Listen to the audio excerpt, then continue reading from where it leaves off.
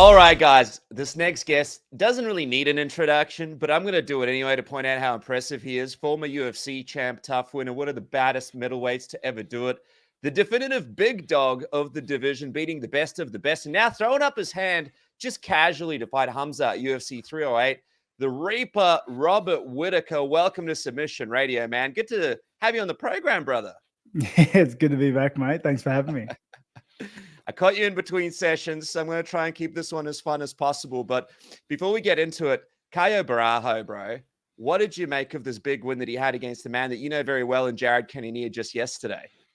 Yeah, I think it was a great win for him. I think he cemented his, his right to be in the top 5, which I'm pretty sure he'll be moving to. And yeah, I think his future's bright. You know, he's up there with the big dogs now, and we'll see what happens. Well, you know, people are kind of saying maybe him and Israel next could be a good fight. What do you think of that idea as a matchup for him? Maybe. You know, I think Adesanya's in a position where he needs to fight a guy like that, and he needs to, retain his place per se. And I'm sure, Caio wants to jump at the opportunity. Yeah, Caio called out DDP. It's like, Caio, brother, there's a few people in line first to fight him, including the man that I'm speaking to right now. But it's nice to see that he's, got the moxie to do it. Just speaking of Israel, brother, like the other weekend, I didn't get it. Well, this is, I guess, the first time we're going to get a chance to speak about this, but he lost against DDP, submitted. But it was an interesting fight as well because, like, he looked great physically. He looked on point. He was landing some devastating shots to DDP's body. There was moments there where it looked like he might be able to take over the fight, but then DDP just still comes through and gets this finish. What was your reaction to the fight, man? Yeah, I thought Adesanya looked spectacular. I thought this was probably the best version we saw of him. He was very effective. He looked in his groove. He was landing big shots. But man, DDP is one of those guys that honestly, if you don't kill him, he's going to win the fight. Like, you got to really, you got to take the fight to him for 25 minutes. And yeah, if you give him any space, if you give him any opportunity to crawl back in, he just keeps coming. I was talking to Mike Ango, one of Izzy's coaches, and he said, yeah, we kind of let DDP back in the fight. And I know when you were talking on the MM Arcade podcast, you said when you fought DDP, right, you saw those punches coming at you and you're like, okay, like I can get out of the way of these punches. But then, eventually DDP just kind of has a way to creep up if you let him back in the fight. Is that kind of the X factor, do you think, in fighting someone like Dricus? Like you just cannot let him back in at any moment or just cannot let him get any momentum in these fights? Exactly. I think that's exactly it. It's like you need to take the fight to him for 25 minutes. You cannot give him any space. You cannot let him in. You cannot give him opportunity. You cannot relax. You cannot sit on your laurels. You need to be wired on, locked in for 25 minutes. Yeah, and I know you were jacked up for that fight with DDP anyway, but now that you think about it down the track, of course, Khamzat is the next guy. But when you think about it down the track, would it be safe to say that you'd approach fighting him in a completely different way now that you know this about him? Oh, definitely. Definitely. Yeah, I'd like to think that I never underestimate my opponents, but I probably did him. Maybe. It's hard to say. The prep wasn't ideal. And everybody says it. You look at him fight, and the guy looks like a pub fighter, right? But he just keeps smashing people. He keeps like I said in that first fight with him. I saw the punches coming. I moved out of the way. I felt good in there. I was like, I got this, and then I got punched in the face. Right? He just he has. It's not a pretty style, but it's effective, super effective. And I think the biggest thing is the mentality behind his shots, right? If you're not at that level, like if you're not on the same plane of offering that as he is, then mate, he's going to run away with it. He just loves it, man. He just loves being in there. He strangely enjoys getting damaged. Like it gives him momentum and hulks him up a little. So it's an interesting one. The other interesting thing that happened I don't know if you saw, but Alex Pereira is like, hey, I'm going to come back down to 185 now. I want to try and get a piece of this fight.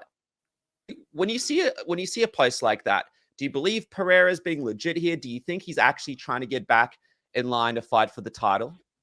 Not really. Well, I hope not really, right? I think, honestly, I don't think that's a good fight for him. Like, yeah, I don't think that's a good fight for him. But also, like, when you move up to light heavyweight, moving back down is tricky. Like, and it's not like you move up for one fight. He's stayed up there. He's been fighting up there for a while now. So it would take a lot out of him to get down. And Dricus is so strong there. Yeah, like I wonder if he's like got that DDP thing going on, like you mentioned, you know, pub fighter, and he's like, hey, I'll go in there and knock this guy out, you know, because I'm like one of the best strikers in the game. Not really seeing that X factor. Is that why you think Alex might get beaten? Like he doesn't quite understand the challenge the DDP brings in there? Well, Alex gets hit. Okay. And Dricus likes getting hit. So I don't, yeah, it's hard to see someone with the amount of power to stop Dricus from walking forward into you. And Dricus hits hard. You saw that in the fight against Adesanya. Adesanya's got a really good chin, and Dricus was still hurting him enough to, you know, to make him uncomfortable. So, yeah. Dude, you know, the other thing is, and I know you, so you're probably like, stuff this question's a bit ridiculous, but I'm just going to ask it. Like, you and Israel, this could be it, man. Like, this could be the end of your rivalry. With him losing this fight, no one knows what the future is, but it's probably likely you guys won't meet each other again in that octagon. How does it feel to sort of know that this whole rivalry is kind of done, I suppose? It's not really a rivalry, you know. It's we have a history, but I think the rivalry's kind of like I have the same amount of rivalry with Adesanya as I have with everybody else in the division, right? When he was a champ, he just had something that I wanted, and yeah, I guess I don't know. It's cool in a way. I don't want to fight that guy again. He's hard. He's a really good fighter, and yeah, I don't know. It's just weird times. I don't know, man. I'm a bit sentimental. And it's like from your perspective, it's different. But I guess from the fight fans' perspective, you know what it is? It's like you guys just had these all-time classics, right? So it's like, as you look back through history for fans, it's kind of like a weird time because this transition in the division with Izzy sort of popping off. I spoke to Eugene Behrman and the coaches at CKB in Perth, and I mentioned your situation about how Dana White said Sean Strickland was next. And, you know, they said that they believe you're deserving of the title shot if you beat Khamzat and not Sean Strickland. Obviously, DDP afterwards as well. Johnny had a great question for him after the fight, said you're deserving of this title fight as well. How does it feel to sort of have, like, you know, the champs say you're deserving, even like Israel's team saying you're deserving, but really it's going to be Sean Strickland in there with DDP next? I don't care. Right, that's it. I don't care. I got to beat Chimaev. Like, the fight after Chimaev doesn't exist to me, and I know I beat Chimaev. I'm fighting for a title. Doesn't matter if it's before or after. It doesn't matter. I got to beat Chimaev, and yeah, it's a pretty simple game. You win fights, you end up fighting for a title. You know, simple maths. Yeah, for sure, man. And what people don't realize is behind the scenes, obviously, the UFC's big on Khamzat. You know, I've spoken to managers that talk about as soon as Khamzat can get a couple of wins, he'll be expedited to a title shot. So you were like, all right, let me put my hand up here and get this Khamzat fight. I can get him out of the picture. How does it feel, though, to sort of be in this position now where you guys are going into a second fight? The first one didn't quite happen. But in this one, it's like, do you have any hesitations if Khamzat is going to make it to this one? I know he's had some issues making it to fights in the past. That's not really for me to worry about. If anything, this has worked in my favor because now I've essentially had two camps for this guy, right? Yeah. I think skill set wise, I'm probably at the best I've been, especially most prepared for Khamzat, theoretically speaking, as I could be, right? Yeah. Yeah, I'm in a good place. Like I like where we're fighting. I like fighting in the Middle East. I think it's cool there. I'm looking forward to getting another fight in before the end of the year. It's been a good active year. So I'm in a really good place. I got, the task the same. I got my eyes on the prize, and I'm switched on. Perfect, brother. And do you have like a contingency plan? Like if you can't make it, they have to provide you a backup or something so this doesn't go to waste? Doesn't really, I don't worry about it. I don't plan for what ifs, mate. Sorry, I worry about my Robert Whittaker. I have to ask these. But that's cool, bro. That's cool. Hey, just quickly as well on that Strickland DDP rematch, who do you actually think is going to be the champion when you pop up and fight him for this next title shot? Mate, I think Dricus still. Like, Dricus is a hard fight. He just has that insane pressure and willingness to get hit, to land hits. And he wins that fight a lot of the time. I think he's a hard fight for a lot of people. Yeah, it's going to be an interesting rematch for sure. Other thing I want to bring up with you, man, is I was perusing the news and I saw a headline. I had to look into it. You were talking about, and I don't know how real this is, so let's break this down a little. Talking about potential retirement plans when you reach 36, man. Obviously, you're still 34 years young, but seeing that, man, that kind of stuck out to me. Take me into that. Like, when did you first start thinking about, all right, this could be the age to potentially say, see you later to this? We kind of wrote it down a few years ago. And just because, like, I don't want to be fighting till my late in my years, you know what I mean? I want to leave myself enough time to get the best years out of me, and still have a bunch of time to do whatever it is that I pursue after it. Really, that's the main reason. But also, I've been fighting for a long time. Like it's. I think at 36, I'll probably be ready to like wrap this up. We'll see though. Life's different. Every year is different. Yeah, because again, I'm a sentimental guy. I think back to the fact that you're obviously the first in-person interview me and Casper ever did. I think back to Adelaide when we were in a hotel with you, where you were like, I don't even know if Mortal Kombat's going to pay me my sponsorship money. And now I look to the fact that, hey, man, like, there is a day that one day that this journey is over for you. Is it weird getting closer and closer to this 36-year-old sort of target that you had set all those years ago? Not really. I don't know. I feel like, and the reason why I put that age down is because it feels right. I've done a lot in this sport. I'm proud. It's like I've really left no stone unturned. And I still do believe that my best years are still ahead of me. I feel like there are goals that I'm yet to reach, and I'm still pursuing those, before I turn the page per se. So I guess, I feel good. Yeah, I feel real good. Does it feel like the career's been fast? Like, to me, you've been in the game from a super young age, man, obviously the ultimate fighter, but does it feel like a blue? Is it like actually feels like you've been in this thing for a while? It doesn't feel like it was quick. It does, it does feel like I've been doing this for a while. Yeah, I guess. But I'm very grateful and blessed to have been able to work with the UFC, to have been able to make something of myself, to be able to set not myself up, but try and set up my kids and things like that, with opportunities that I wasn't given when I was a child. Yeah, dude, you've done such a remarkable job with all that. Obviously, the goal is to win the belt, but like, what are some of these other goals that you've got in mind before it's all said and done that you're looking to set out? Flying, forearm KO, or like no, that's it. I want to get the belt back. I want to get 2-time. That's the plan.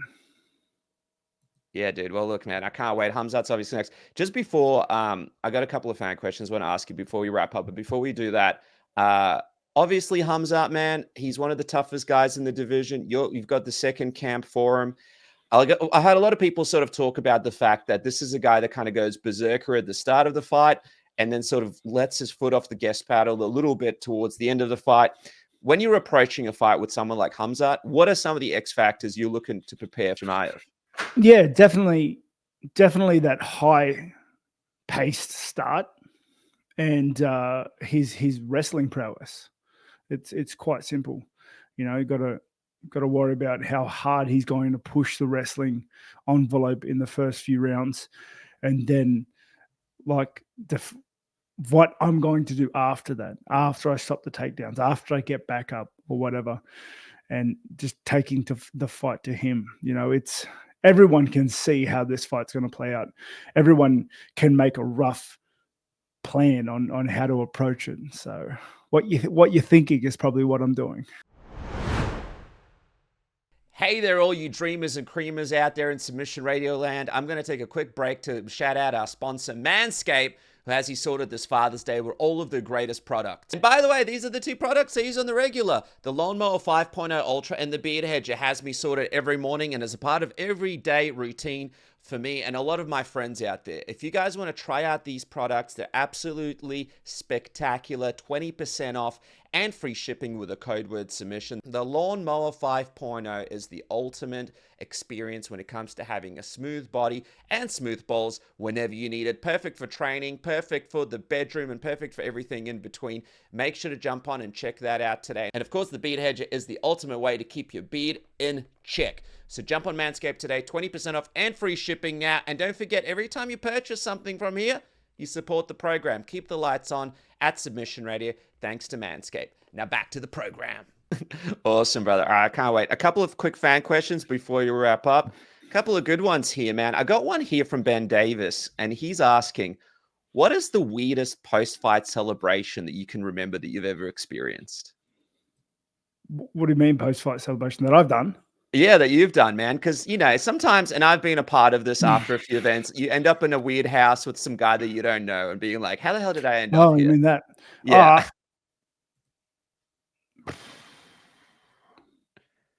Hard to say. Like, generally, I haven't really gone too crazy after a fight. Usually I'm wrecked by them. But I do remember one time we were in Melbourne and I was like, we're having some drinks there in Melbourne. And by the end of the night, I ended up in the pokies section, like the Melbourne casino with some random dude. And I was like, yes. I didn't really know what was going on. I was like, dude, I got to go to bed. Oh, dude, another big one was with Ty Tuivasa after Paris, after that Paris fight. Like that was like a 9 a.m. wife come downstairs wondering where I was sort of thing. Dude, that's an epic, man. Another fan question here I got from Jeff Felzone. What are some of the weirdest thoughts that you've had run through your mind during a fight? So I imagine like when you're in a fight, you're trying to be in the zone, but have you had any weird sort of thoughts go through your mind that even surprised you? I'm pretty locked in. I'm pretty locked in at that point. Okay. I'd be like, did I leave the stove on? What is going on at home? I don't know what's happening. JJD, if you had to spend a day, this is a good one. If you had to spend a day with either DDP, Sean Strickland, Khamzat, or Adesanya, who would you choose? And what do you guys would be getting up to? This is a good one. Rob's thinking about this one. Probably Adesanya. You know, I don't know, because he's been around for so long, and I have, and we've had the two fights. I feel like I understand him better than the other guys, and I feel like we could and it's one of those things that's like people say that in another life we'd probably be friends. Maybe we would. I don't know. Dude, you guys would definitely be friends, man, for sure. Maybe. I'd love to see that. Quick question from Ethan as well. What is your dream finish? A finish you've never gotten in your career that you'd love to get one day. Example could be like a front kick KO, Das choke, flying knee KO, spinning elbow, a bit of sweet chin music, rock bottom, Stone Cold Stunner. What are you thinking? Mate, the last one. Like any finish is a good one, man. Any finish is a good one. Dude, that's you can quote me on saying that as a porno actor, part-time amateur. Any finish is a good one. Final question here, brother, and this one it comes from Kevin. Ask Rob, what is the best trash talk line he's ever heard while playing video games? I got to ask this, man, because I know you got some crazy gamers on there. Have you ever had a crazy trash talk line come your way? Oh, mate, heaps. I don't even want to. I can't say it now because they're that toxic. Anybody who's played League of Legends, like, I don't know, not now because everyone gets banned too quickly, but like 10 years ago, League of Legends, mate, it was wild. It was the Wild West out there. It was, some of the things were so bad. I can't repeat them right now. Dude, forget UFC press conference. Forget UFC press conferences. League of Legends is really where the trash talk You happens. And I got remember no idea. Mark Hunt told us what me and Casper once, that someone was talking trash to him online while they were playing a game and actually gave him his address. He went to the guy's house. There was some kid who opened the door. Mark Hunt's like, crap. I just went to a kid's house. But yeah, man, it must be stressful. All right, dude. As we wrap up, I see you've got a new t-shirt with full violence popping out. So just going to give that a shout out. What can people expect from this drop? And what are a couple of things they need to look out for? Obviously, your podcast as well. You and Johnny killing it on a weekly basis. Yeah. Pay attention to our podcast, MANSCAPED. We're on YouTube and Spotify and all the other things. Also, we do have the merch drop coming soon for the next fight. We like to drop a shirt before a fight. So we're working with Full Violence to do that. So pay attention to that. Should be cool. And yeah, check all my other socials for the latest and greatest updates, mate. All right, brother. Well, I'll let you get back to sharpening the old tools. I appreciate you joining. Oh, yeah. I will say it's Rob Whittaker MMA. I think we've spoken about having it miswritten sometimes. That's right. They're my socials. We've had to fire a lot of people over this, Rob. A lot of people. Everybody. It's just me now. No, I'll definitely make sure to chuck that up, guys. Make sure to follow the man at Rob Whittaker MMA, and of course check out the podcast and the t-shirt, dude. I can't wait for the fight. Thanks so much for joining me. Peace. Thank you very much.